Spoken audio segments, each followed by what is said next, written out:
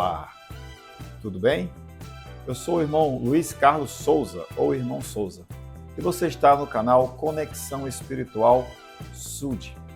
Hoje nós iremos trazer mais um estudo ou algumas reflexões do Vem e Segue-me, a semana do dia 14 ao dia 20 de outubro de 2024. Nós iremos falar hoje sobre Vós sois os filhos do convênio. Eu imagino que muitas vezes você já ouviu falar na casa de Israel, ou as tribos de Israel, ou o povo do convênio do Senhor. E muitas vezes algumas pessoas podem se sentir fora dessa família da casa de Israel. Os lamanitas e nefitas, por muitas vezes, se sentiam perdidos e não se sentiam da casa de Israel. Quando o Salvador veio aqui às Américas, além de partilhar, instituir o sacramento, de chamar seus 12 discípulos, além disso e outras coisas mais que ele fez, como milagres, curas e profecias, e ao examinarmos todos os dias, nos aproximamos mais do Senhor, conhecendo a sua vontade para nós através das Escrituras e também através das nossas experiências espirituais que nós teremos ao examinar estas mesmas Escrituras. Então, sou muito grato por isso. Eu vou ficar por aqui convidando você a assistir outros vídeos do nosso canal. Nós temos vários vídeos aqui, mais de 100 vídeos, onde trazemos aqui discursos e mensagens bem especiais. Não perca a mensagem anterior sobre Pare de Sofrer. Vou tentar deixar um cardzinho aqui para você assistir. Além disso, ainda essa semana será lançado o vídeo A Colheita do Senhor. Não perca, vai ser muito bom. É uma analogia sobre a agricultura sintrópica, que talvez você nunca ouviu falar. É uma agricultura especial, que tem a mão do Senhor ali. E fazendo analogia com o plano de salvação, o plano que o Senhor estabeleceu e escolheu para nós. Não perca. Além deste, teremos o outro vídeo também na outra semana, falando sobre que a morte não é o fim, é o meio. Mais uma vez, tratando do plano de salvação. Então não perca, assista nossos vídeos, deixe seu comentário se você gostar e se você também gostar, deixe seu like, que é importante. Eu vou ficando por aqui, eu sou o Irmão Souza. A gente se vê na próxima semana com mais um debate sobre o Vem e Segue-me. Mas na próxima semana nós teremos o debate Terceiro Nef, capítulo 27 até Quarto Nef. Não poderia haver povo mais feliz. Não deixe de estudar esta lição. Será do dia 21 ao dia 27 de outubro. Estaremos juntos aqui no canal Conexão Espiritual. Tchau, a gente se vê. Muito obrigado. Ele também explicou sobre a casa de Israel. E você que é membro da igreja, você que já foi batizado em a Igreja de Jesus Cristo dos Santos dos Últimos Dias, você faz parte da casa de Israel ou do povo do convênio do Senhor. Vamos ver um pouco sobre isso hoje. Vós sois os filhos do convênio, sempre trazendo aqui alguns auxílios visuais para que possamos entender melhor a mensagem. Lá em Alma, no capítulo 26, versículo 36, o Senhor se refere a um ramo da árvore de Israel, e ainda assim se sentiam perdidos. Mas o Salvador queria que soubessem que não estavam perdidos para ele. Ele falou isso nesse momento aí, quando ele estava aqui em Terceiro Nef. Quando ele diz o seguinte: Vós sois da casa de Israel, ele afirmou, e vós sois do convênio. Você vai ver isso no versículo 25 do capítulo 20. É provável que o Salvador fale algo semelhante em nossos dias. E ele tem falado sim. Por exemplo, em Terceiro Nef 20, 27, ele diz que ele está falando a instrução de abençoar todas as famílias da terra serve para você. O convite, desperta outra vez, veste da tua fortaleza, é feito para você, como diz no versículo 36 do capítulo 20.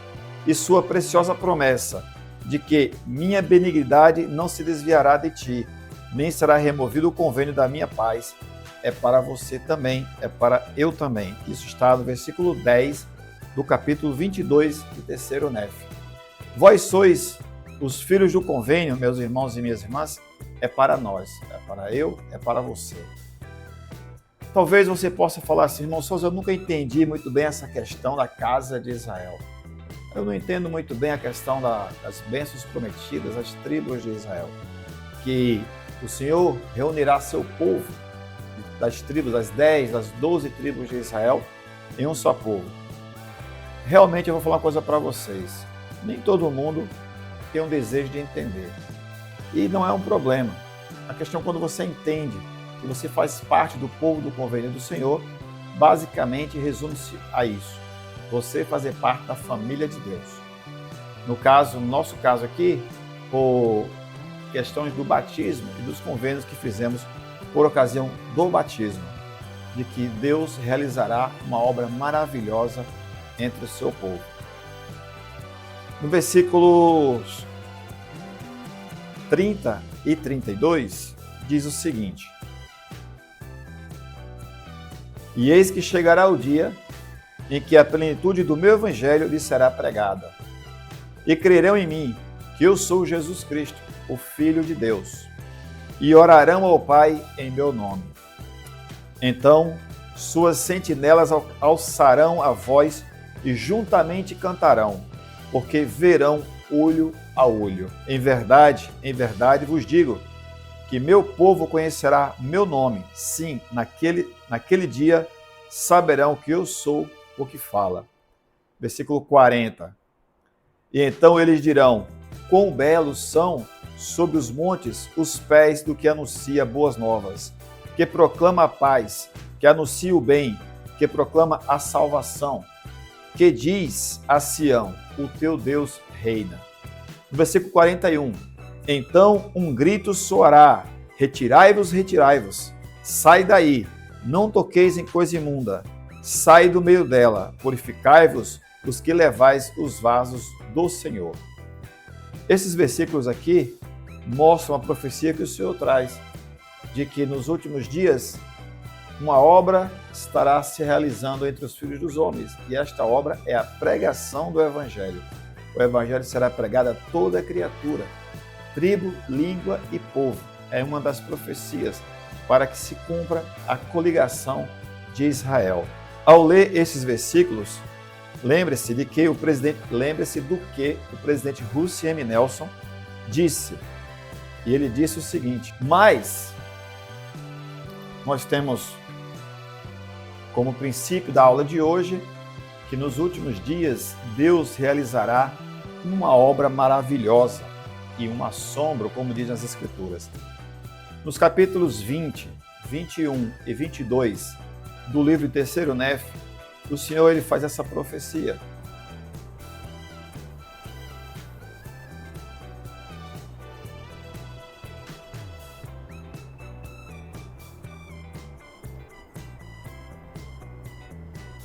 Ao ler Terceiro Nef 25, 5 e 6 e Doutrina e Convênio 110, 13 a 16, pondere porque essa é uma parte tão importante do plano de Deus. A gente viu até agora sobre a coligação de Israel. Vimos que o Evangelho será pregado a toda criatura, todas as nações, todo joelho se dobrará e toda língua confessará que Jesus é o Cristo. Vimos que Jerusalém, a nova Jerusalém, será construída aqui no continente americano. E nós temos também a profecia de que o Senhor enviou Elias para voltar os corações dos pais aos filhos através das ordenanças do templo. E como é que se dá isso? Vamos trazer novamente aqui o nosso auxílio visual. Versículos 5 e 6. E eis que eu vos enviarei Elias, o profeta, antes que venha o dia grande e terrível do Senhor. E ele voltará o coração dos pais aos filhos, e o coração dos filhos a seus pais, para que eu não venha e fira a terra com maldição. Versículo 13. Concluída essa visão, outra grande e gloriosa visão abriu-se para nós, pois Elias, o profeta, que fora levado ao céu sem experimentar a morte, apareceu diante de nós. 14. E eis que é chegado plenamente o tempo proferido pela boca de Malaquias, testificando que ele, Elias, o profeta, seria enviado antes que viesse o grande e terrível dia do Senhor. Versículo 15. Para voltar o coração dos pais para os filhos e os filhos para os pais, a fim de que a terra toda não seja ferida com a maldição. E no versículo 16. Portanto, as chaves desta dispensação são confiadas às vossas mãos. E assim sabereis que o grande e terrível dia do Senhor está perto, sim, às portas. Então, quando nós fazemos as nossas ordenanças no templo, nós estamos selando pais aos filhos, avós aos netos, maridos às suas esposas, à sua esposa. Nós estamos fazendo com que os corações dos pais se voltem para os filhos e dos filhos aos seus pais. Como o Salvador disse a Pedro, e tudo que ligares na terra será ligado nos céus, e tudo que desligares na terra será desligado nos céus. E essas ordenanças do Evangelho, o Senhor também falou sobre elas em Terceiro Néfio, em sua visita às Américas. Então perceba quão é importante para o Senhor as ordenanças do templo. Nós estamos aqui sobre vós sois os filhos do convênio.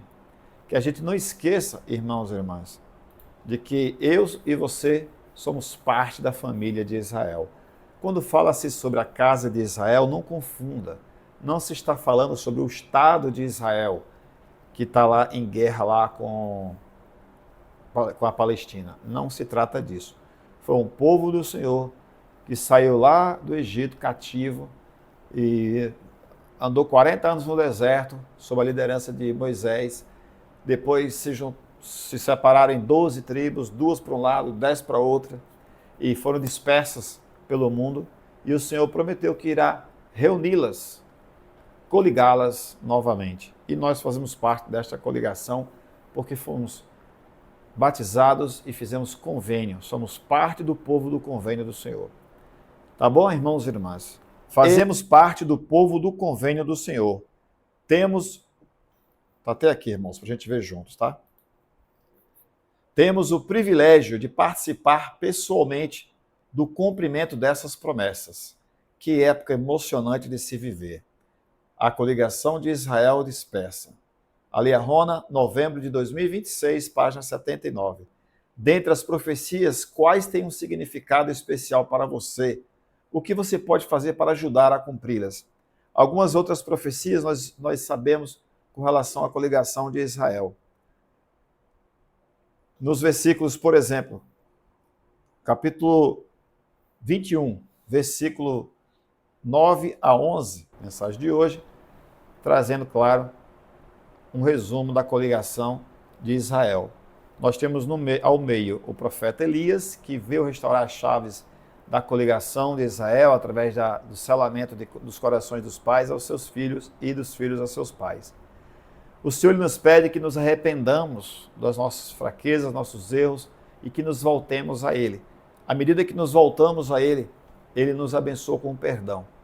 Ele também pede que mantenhamos um diário ou um registro dos feitos, das nossas experiências, da nossa vivência, dos nossos milagres, das nossas profecias. Aquilo que a gente viveu, devemos registrar. Ele pede também que possamos examinar as Escrituras, não apenas lê-las. E, por fim, o dízimo e as ofertas que o Senhor espera que possamos viver. Então, este aqui é um pequeno resumo da nossa aula de hoje sobre a coligação de Israel. Mas não fica por aí.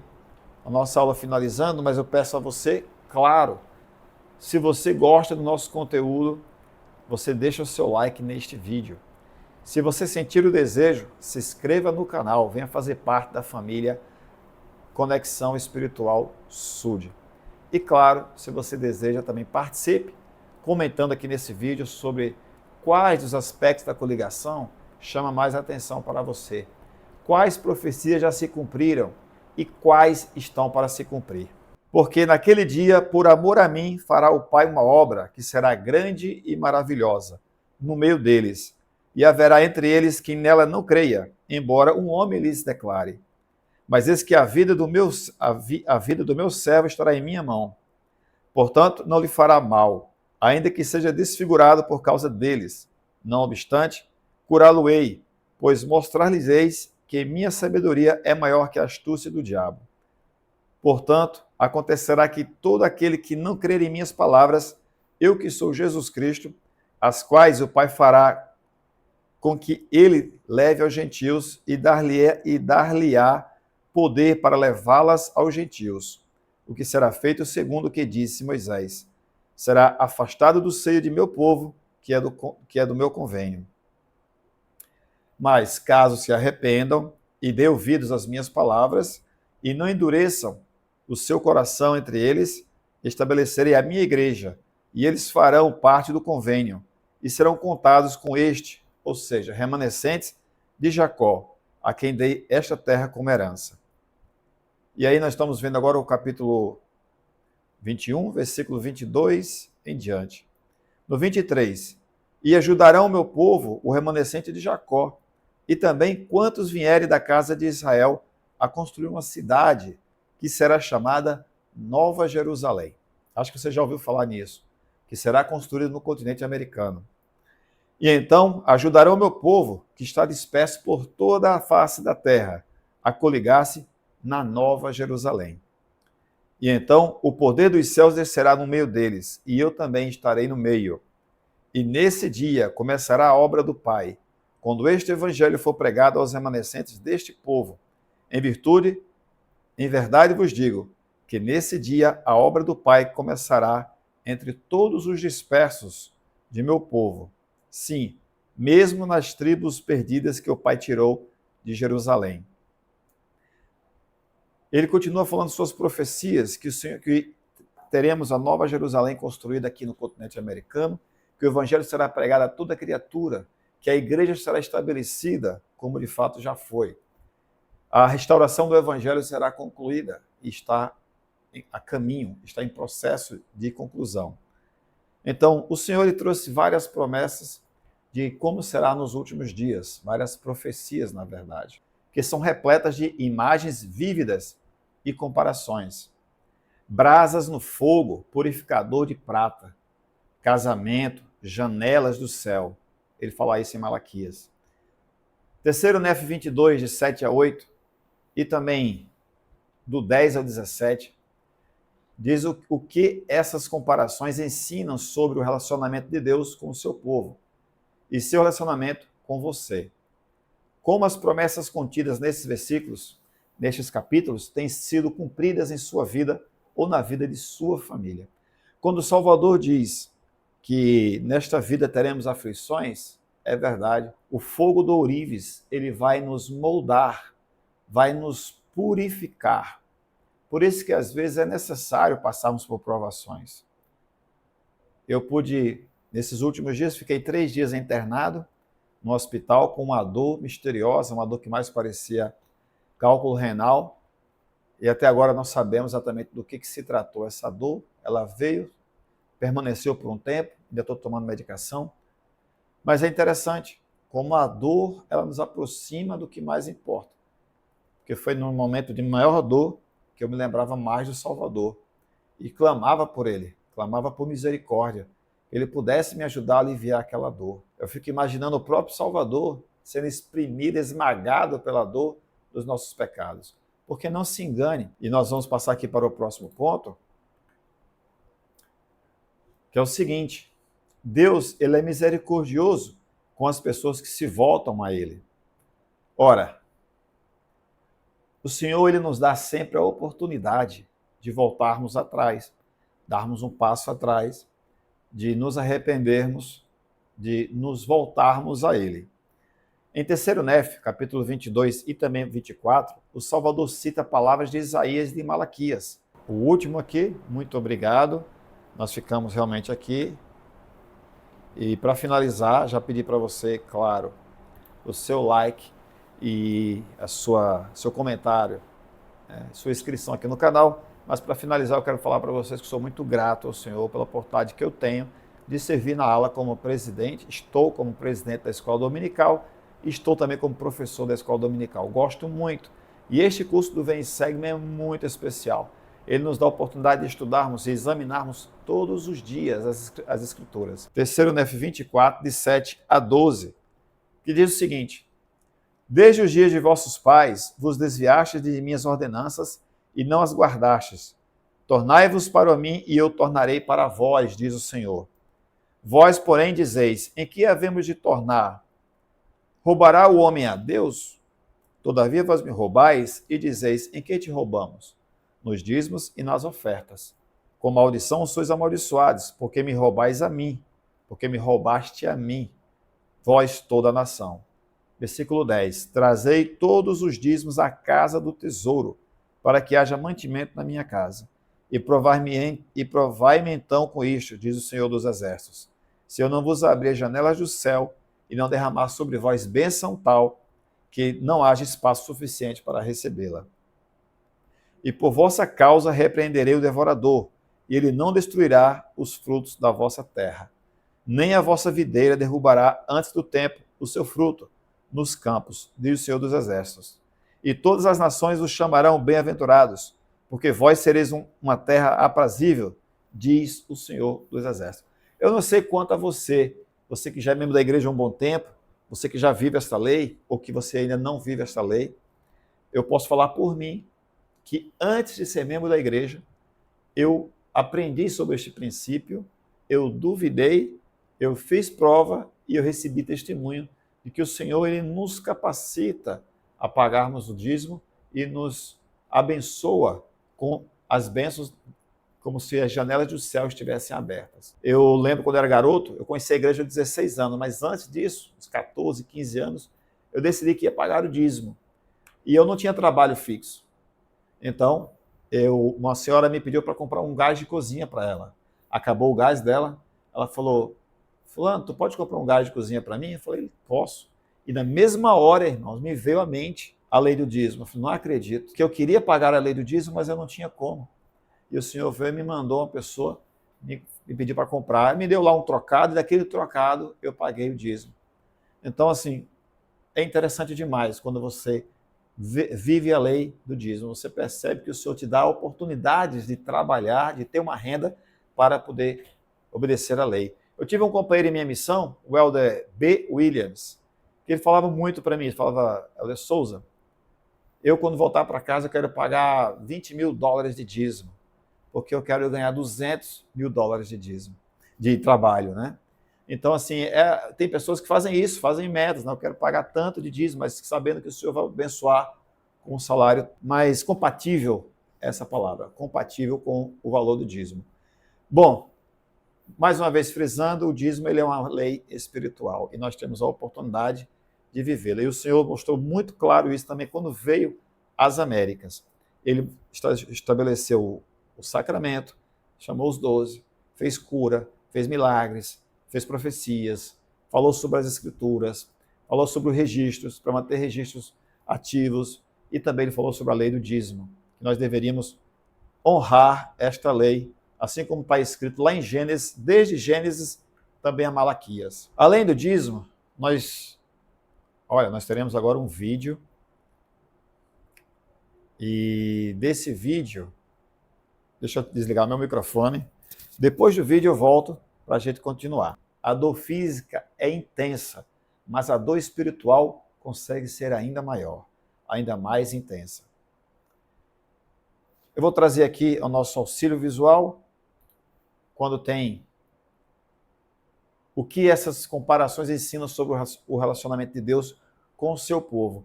Nós vamos ver agora um vídeo, que neste vídeo vai trazer um vídeo do livro de Mórmon, que vai trazer sobre o fogo do ourives e a importância das provações que nós passamos aqui. Eu vou desligar o meu microfone para não atrapalhar e eu volto logo depois do vídeo.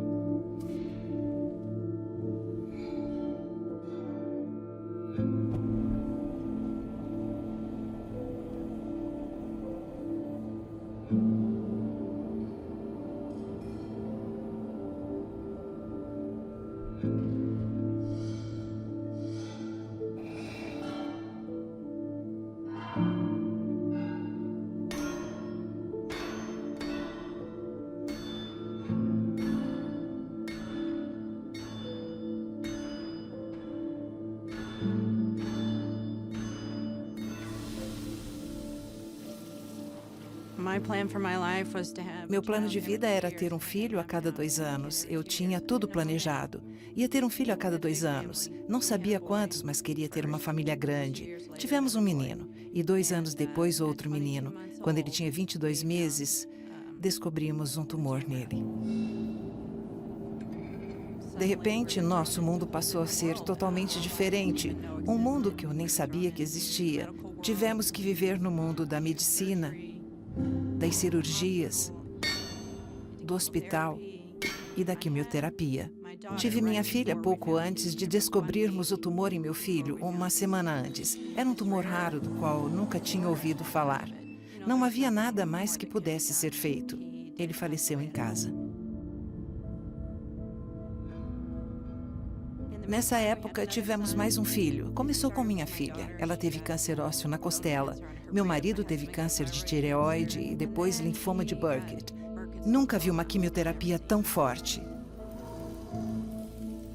Drew teve câncer ósseo, igual a irmã, mas dessa vez foi mais forte. Depois, Andrea teve câncer por causa da quimioterapia e precisou de um transplante de células-tronco. Meu marido foi diagnosticado com o mesmo câncer de minha filha. Andrea se recuperou rapidamente. Drew continuou recebendo más notícias, uma após a outra. Meu filho faleceu 3 semanas antes de meu marido.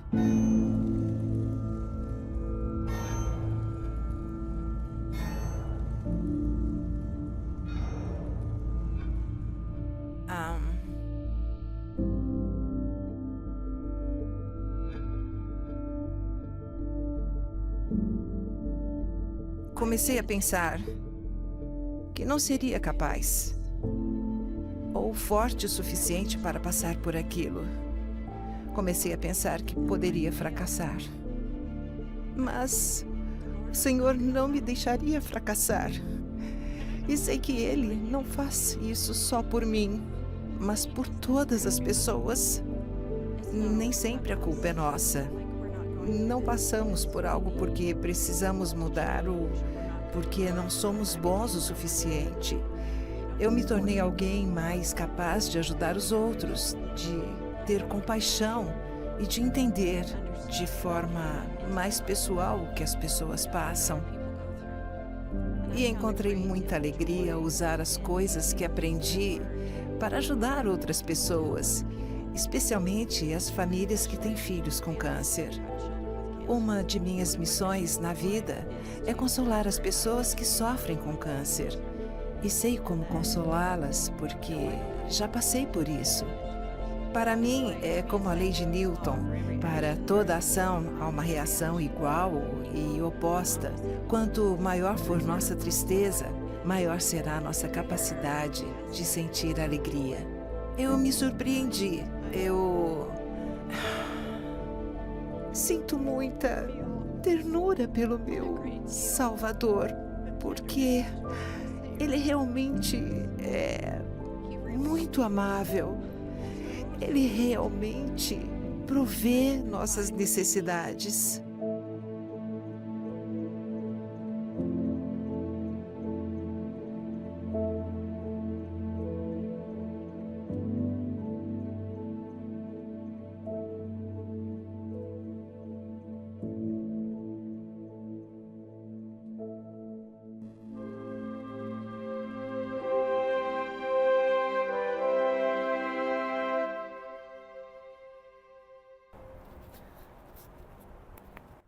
Pois é, meus amigos, minhas irmãs, meus irmãos, nós estamos voltando agora, depois desse vídeo.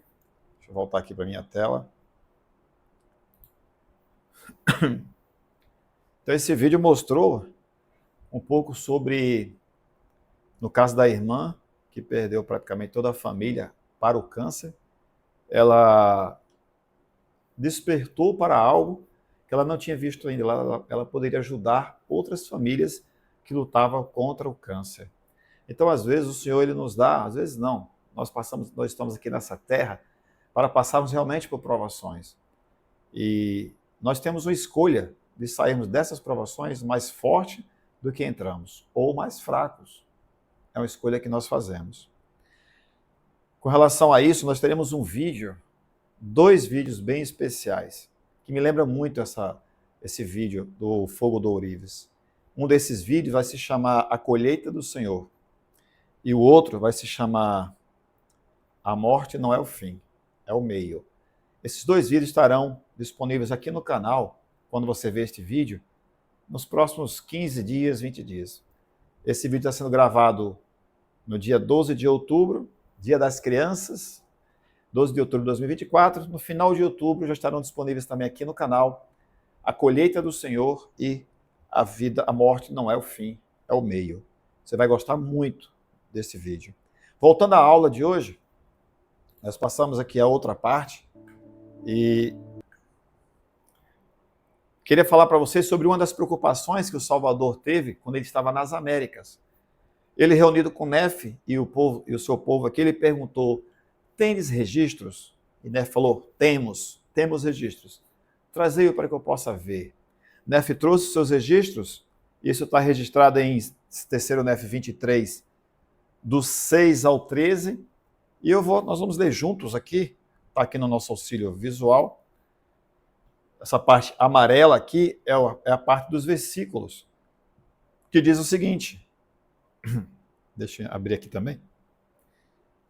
E então, aconteceu que depois de haver pronunciado essas palavras e explicado todas as escrituras que eles haviam recebido, Jesus disse-lhes: eis que eu desejaria que escrevesses outras escrituras que não tendes. Versículo 7. E aconteceu que ele disse a Nefe: trazei o registro que vós escrevestes.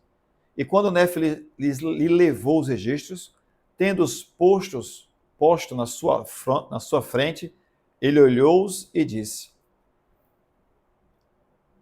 em verdade vos digo que ordenei a meu povo Samuel, a meu servo Samuel, o lamanita, que testificasse a este povo que no dia em que o Pai glorificasse seu nome em mim, muitos santos se levantariam dentre os mortos e apareceriam a muitos e ministrariam entre eles.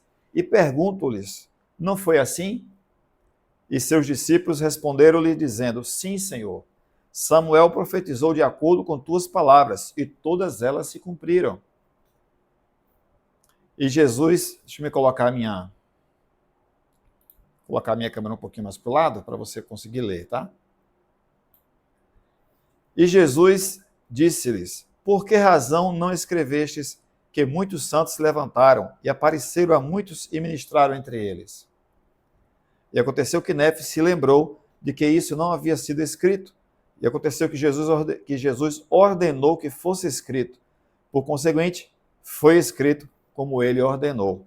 Estes versículos aqui, irmãos e irmãs, eles trazem uma preocupação que o Salvador tem de que não devemos esquecer das promessas feitas e cumpridas. Você imagina o quanto Samuel sofreu por profetizar a vinda de Jesus. Você lembra que ele subiu numa torre e tentaram matá-lo com a flecha, mas antes disso expulsaram da cidade, ameaçaram de morte, tentaram contra a sua vida. E Samuel, por quê? Porque Samuel profetizou a vinda do Salvador. Agora você imagina se não tivesse os registros testificando que as profecias de Samuel se cumpriram. Então, esta era uma preocupação de Jesus, nosso Salvador e nosso Senhor, quando esteve nas Américas. Ele não queria que se perdesse o testemunho, o cumprimento de uma profecia tão importante. Nefe havia se esquecido de registrar estes acontecimentos, mas o Senhor o lembrou ou fez lembrar de escrever. E por que será, irmãos e irmãs, por que será que Jesus ele desejou que Nefe fizesse registros? Eu tenho certeza que eu, irmão Souza, Luiz Carlos Souza, você que está assistindo a gente aí, eu tenho certeza que você já passou por experiências espirituais.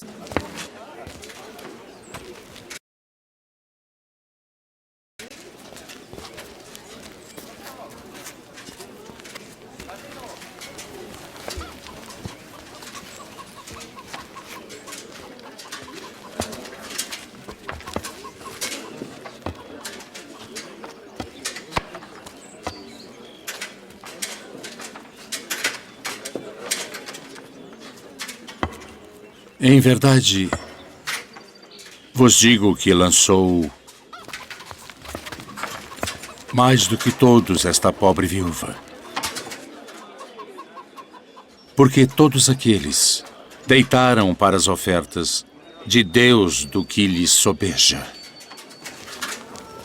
Mas esta da sua pobreza deitou todo o sustento que tinha.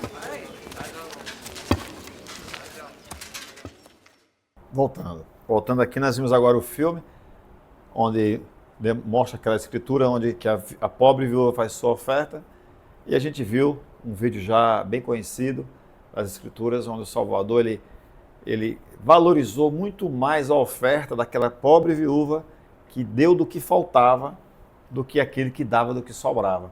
Às vezes a nossa oferta de jejum ou de dízimo, ou a nossa oferta que a gente faz é uma oferta enorme, grande, não significa que é a maior, pois o Senhor ele entende como sacrifício quando a gente dá aquilo que a gente não tem.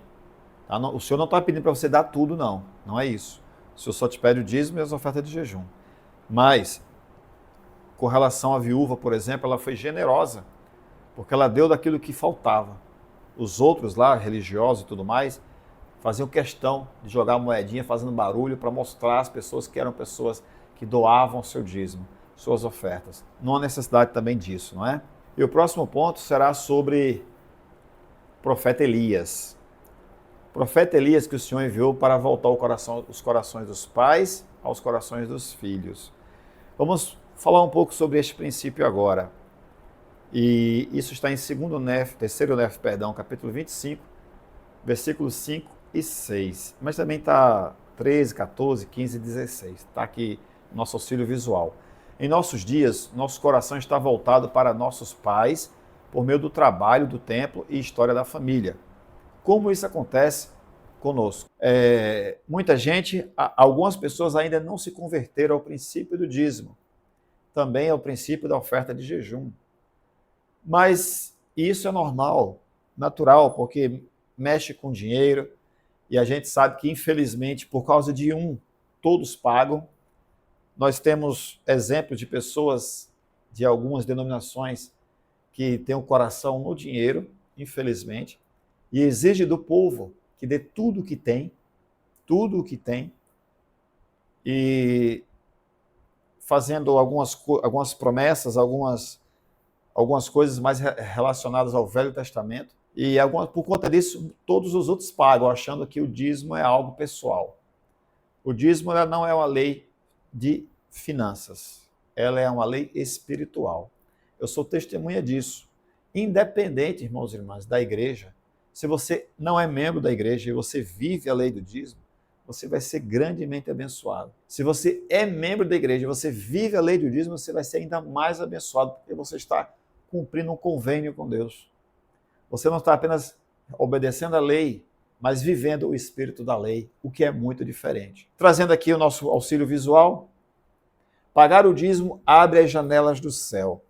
O povo de Deus sempre foi ordenado a pagar o dízimo. Nós vamos ver isso desde Gênesis, quando Abraão pagava o dízimo das suas propriedades.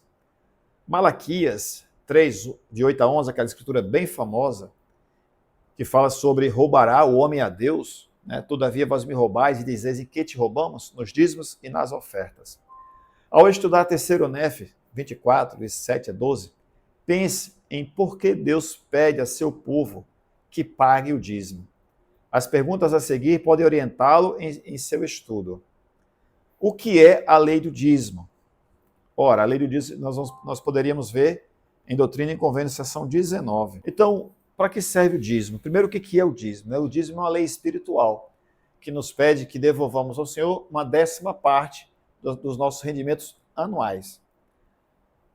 Por exemplo, eu faço o pagamento do dízimo mensal, mas tem pessoas que pagam anual e não tem problema. E para que serve esse dízimo? Olha, esse dízimo a gente já é muito debatido sobre isso, mas fazendo um resumo, para a construção das capelas, para a manutenção dos prédios da igreja, para ajudar na obra missionária, para ajudar em estados de emergência, em necessidades mundiais, pessoas estão passando por dificuldades, por fome. Então, o dinheiro da igreja é designado para estes fins. Tem também para a educação para a capacitação profissional. A igreja ela mantém cursos para que os seus membros possam se qualificar. Então a igreja ela utiliza se qualificar para o trabalho, para ter um melhor salário, para cuidar melhor da sua família. Então a igreja ela se mantém através dos dízimos e das ofertas dos seus membros. Membros fiéis que amam o Senhor e desejam devolver ao Senhor 10% de tudo que tem recebido. O dízimo, como eu já falei antes, não é uma lei física e nem uma lei financeira, é uma lei espiritual. Que quando nós vivemos esta lei, nós obtemos testemunhos sobre ela. Quando você vai à igreja e tem um ar-condicionado, tem água, tem banheiros limpos, né? É fruto do trabalho e do pagamento do dízimo dos membros. Tá? As pessoas pagam e ainda ajudam na limpeza da capela. Que bênçãos as pessoas que vivem a lei do dízimo recebem. Nós poderíamos ver, por exemplo, em 3º Nef, capítulo 24, está feito o atendimento. Não é bem assim. O médico ele pode dar um analgésico para aliviar a dor, mas ele vai examinar, me pediu exame de urina, exame de sangue, uma tomografia e ainda uma ultrassonografia dos órgãos internos para saber de onde viria aquela dor. Então, trazendo essa experiência para as Escrituras, é basicamente isso, examinar, ir um pouco mais além. Por exemplo, a Escritura de 1 Nef 3:7. E eu, Nef, disse a meu pai, eu irei e cumprirei as ordens do Senhor, porque sei que o Senhor não dará ordem aos filhos dos homens sem antes preparar um caminho pelo qual suas ordens poderão ser cumpridas. Bom, eu não sei se a Escritura ainda é assim, porque eu aprendi isso no seminário há 30 e tantos anos atrás. Mas é basicamente isso. E aí eu vou examinar. Olha, Nef disse ao seu pai que iria e cumpriria as suas ordens. Por quê? Porque ele já sabia de antemão que o Senhor, como fez antes, fez promessas e cumpriu. Então o Senhor iria dar a ele a força e a capacidade de cumprir aquela promessa. Então, quando a gente examina as Escrituras, ela passa a ter um caráter muito mais especial e muito mais próximo de nós. É diferente de você ler. Você passa na rua e você lê alguma coisa, você lê várias coisas o dia inteiro. Aquelas coisas que você leu não necessariamente significam alguma coisa para você.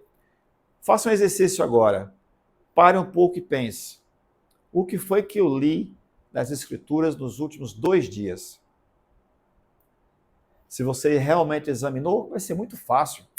Você vai falar, eu lembro, eu examinei sobre o 3º Nef. Eu lembro, eu estudei a aula do Vem Segue da semana passada. Eu estudei a aula do Quórum, o discurso do Quórum, da Cidade de Socorro. Eu estudei minha designação do instituto ou do seminário. Então, se você examinou, vai ser muito fácil. Olha, vai estar bem fresquinho aqui na sua memória para você lembrar. Mas se você estiver com dificuldade para lembrar, é porque você não examinou. Você leu e é muito diferente. Trazer aqui o nosso auxílio visual mais uma vez. E vou tirar a minha janelinha, colocar um pouco para o lado aqui. Eu vou fazer melhor. Eu vou tirar a minha câmera. Fica melhor assim por enquanto. Ao ler 3º Nef 20, do versículo 10 ao 12, e o capítulo 23 e o capítulo 26, do 1 ao 12, nós deveremos ponderar sobre como o Salvador se sente em relação às Escrituras. Qual é a diferença entre examinar as Escrituras e simplesmente lê-las? Como a gente pode ver em 3º Nef 23, 1. Mas do versículo 10 ao 12, lá do capítulo 20, diz o seguinte: E aconteceu que, depois de todos terem dado glória a Jesus, ele disse-lhes, eis que agora cumpro o mandamento que o Pai me deu, concernente a este povo, que é um remanescente da casa de Israel. Vós vos lembrais de que eu vos falei e disse que quando as palavras de Isaías fossem cumpridas, eis que elas estão escritas e vós as tendes perante vós, portanto, examinai-as. Em verdade vos digo, que quando elas forem cumpridas, cumprir-se-á então o convênio que o Pai fez com seu povo, ó casa de Israel. Vou passar mais um pouco aqui à frente. E nós vamos ver daqui a pouco esse outro ponto aqui, mas antes de vermos esse ponto, eu quero só finalizar a parte de examinar as Escrituras. Ora, Nós não devemos ter medo de examinar as Escrituras. Alguns irmãos e irmãs, eles preferem não conhecer, porque acham que, conhecendo as Escrituras, eles terão maiores responsabilidades. E, às vezes, o nosso corpo físico, ele quer fugir de algumas responsabilidades. Mas o Senhor, ele pede que possamos examinar as Escrituras e conhecê-las, porque quando as profecias forem cumpridas, estará próximo, ou muito próximo, a sua volta, o seu retorno à nossa vida terrena. Experiências transcendentais que te fizeram sentir o poder de Deus em tua vida, o poder do Pai Celestial, o seu amor, a sua misericórdia e o seu perdão. Isso foi registrado em algum lugar? Você conseguiu registrar isso em um diário, algum livro, ou algum vídeo, alguma coisa que pudesse ficar como testemunho de que você recebeu esse testemunho do Senhor, de que você recebeu o cumprimento de uma promessa ou de um pedido? Então, Deus, ele quer com certeza que eu e você mantenhamos no registro de nossas realizações, de nossos testemunhos, de nossas experiências espirituais, nas vezes que nós nos conectamos com Ele, que nós sentimos o seu amor, a sua misericórdia, o seu perdão, a sua presença em nossa vida. Então é um desafio que Ele faz a nós e eu passo para você, que possamos manter um registro dos nossos feitos, do nosso dia a dia, sem ter vergonha quando errar, registrar lá que erramos, quando acertar, registrar lá que acertamos. Como é que foi a nossa reunião sacramental daquele dia? Como é que foi a reunião do coro de aulas da Sociedade de Socorro? Qual foi o irmão que ministrou a aula? Os comentários mais importantes para nós registrarmos, né?